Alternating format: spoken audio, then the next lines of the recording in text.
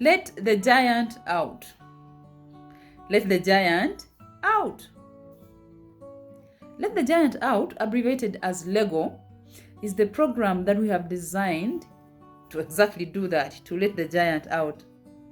From the book Giant in Hiding, we now know that there's an outcry in the world that the man has gone missing. He's in hiding, and we don't want him to continue to be there, because you know what? The more he continues to sink into that cave, the higher the likelihood that the rest of us will follow him. But we don't want that. And therefore, let the giant out, we must. So I was thinking, and I came to share these my thoughts with you, that while the interventions at the schools and tertiary institutions go on to strengthen the young men, there should be a solution for older men as well. And the older men would be our husbands, the fathers to our children. And so I have come. The reason I have felt pressed to come is because I know that although you are groomed as men not to admit these things, you're not in a very pleasant place. You are not groomed to admit that I feel weak in this regard, or that I feel inadequate, I cannot handle this well, or that I do not know what to do to earn my wife's respect. I don't know what to do to be a strong pillar in my children's lives. You are not groomed to do that, because it would be perceived as weak of you. So many men actually have decided to coil inwards. But because there is a demand, and it's a social demand, that you show up and be the man that we think you should be, then you develop a certain facade around you, an outer garment that poses as a really strong man, when inside you are falling apart. I love Bishop T.D. Jakes' book called Emotions, Even Strong Men Struggle. In that book, he gives incredible counsel to men, especially the men who are married and have children to groom and wives to lead. And I'm going to share one of the things that he advises, but I would like to say some more about the place where many men are.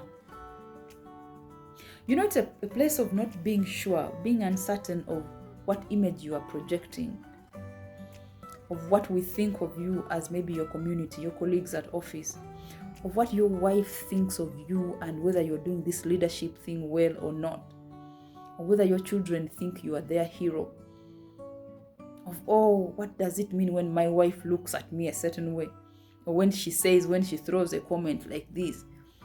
What does it mean? You don't want to ask another man. You don't want to ask her because it will make you feel weak. So as a result, you have so many questions, but you don't have as many answers. And so that makes your position hard, actually, and causes you to struggle, as if the whole responsibility of being a man is not enough. It is also topped up with this kind of uncertainties, of insecurities. So these disturbing questions, which do not have as many answers, have sent you to the cave, have sent you into hiding. And yet, interestingly, the wives that you have, our generation, the sharpened wives, open our eyes widely and are looking for answers from you. We want some sort of headship. We want a certain sense of direction. We are not like our great-grandmothers. Yes, we want those things. We want them maybe now. Even if we want them tomorrow, we want them anyway. So rather than face us and face the children and face community at the original form of yourself, you have developed this facade, which I call the outer garment. I also want to call it an impositor. The reason it is an impositor is it is not you. It is a construct that you have made up to fit the expectations of society, of your colleagues. It gives you instructions and you make very critical decisions taking instructions from this thing which is not real. It is obstructing the true you, the original you, the masterpiece that God made and gave to your wife. So you are acting many times from a position that is not natural.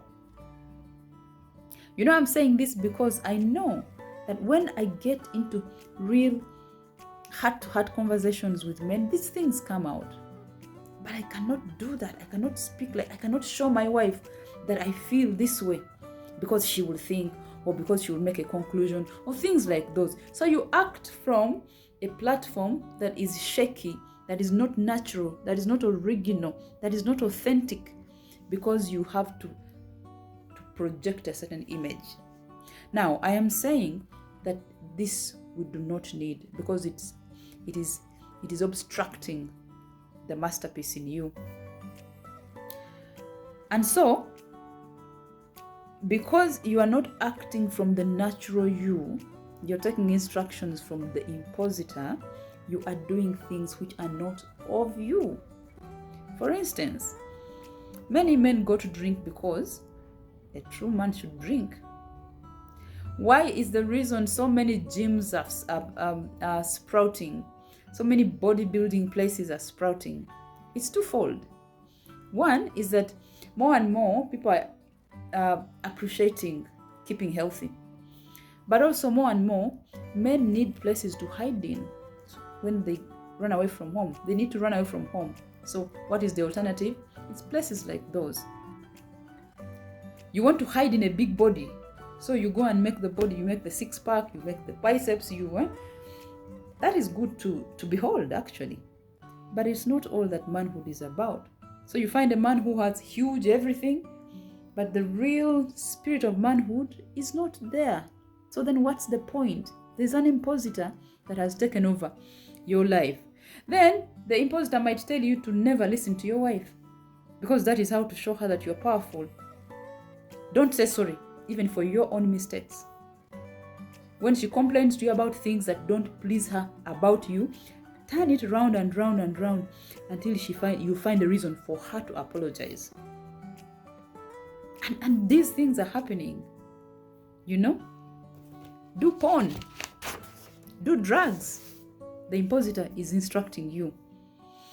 And so the question should be then, what should you do?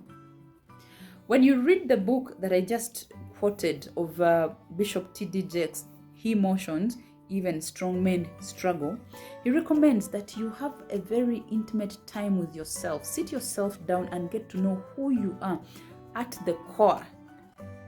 And this is not coming to a generalization of I am a man. No.